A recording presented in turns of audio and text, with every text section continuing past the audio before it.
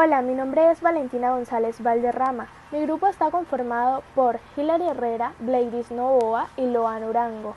Nosotras les hablaremos sobre el discurso periodístico en el reportaje de prensa. Antes de profundizar todo lo concerniente al discurso periodístico de reportaje de prensa, es importante aclarar el término mismo de reportaje.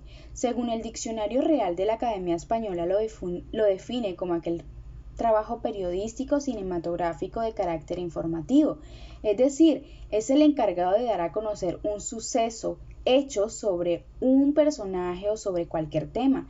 Este reportaje suele estar apoyado de videos, imágenes, fotografías, documentos, etc.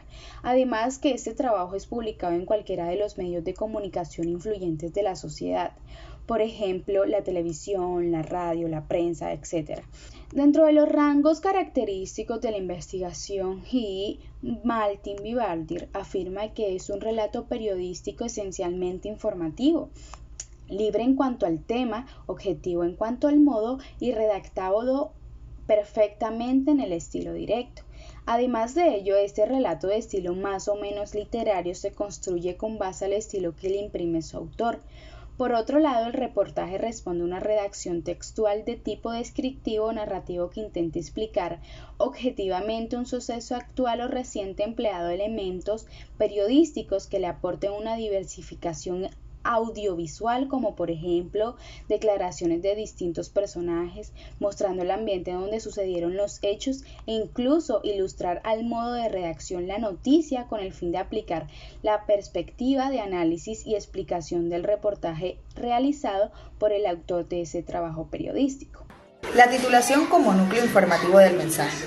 Aunque lo tratemos como tema independiente, el titular forma parte de la estructura de la noticia. De hecho, es la parte más importante de esa estructura. El titular es el conjunto de los elementos de titulación, como lo es el antetítulo, el título y el sumario. Mientras que el título es uno de esos elementos, el más importante y el único imprescindible. El título es una frase que contiene la idea más importante de la noticia. Históricamente la titulación ha cambiado mucho. En las primeras épocas del periodismo la titulación era muy limitada, era un rótulo enunciativo del tema de las noticias y avisos que recogían los diarios y los datos. Ahora mismo, posteriormente y después, una vez más por influencia de los medios de comunicación de Estados Unidos, se empezó a dar un contenido informativo a los titulares, el cual es muy claro que ahora el título cumple una función mucho más importante. Entonces, para concluir esto del título, es la oración que condensa lo más importante de la información de manera coherente, atractiva y lo más completa posible. Lo más ideal es que al leerlo sea suficientemente para enterarse. En líneas generales, el núcleo central de todo mensaje al querer informarlo.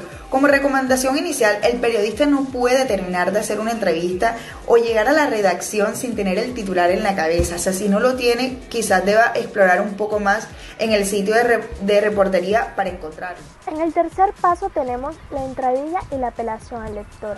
Este es considerado el párrafo más importante del reportaje de prensa y de este depende que el lector decida seguir leyendo el texto o abandonarlo por completo.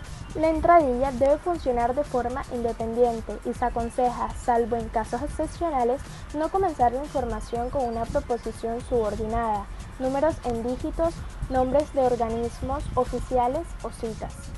Hola a todos, mi nombre es Loan Urango y en el día de hoy les estaré exponiendo acerca del cuerpo y la voluntad del estilo periodista.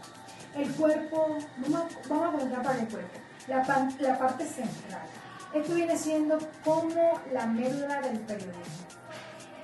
Donde, como indica, según Echeverría, el periodista proporciona los elementos del contenido, sustenta el enfoque planteado, desarrolla los argumentos, concatena las narraciones y las descripciones y aporta a los principales datos, ideas e interpretaciones surgidas de la investigación.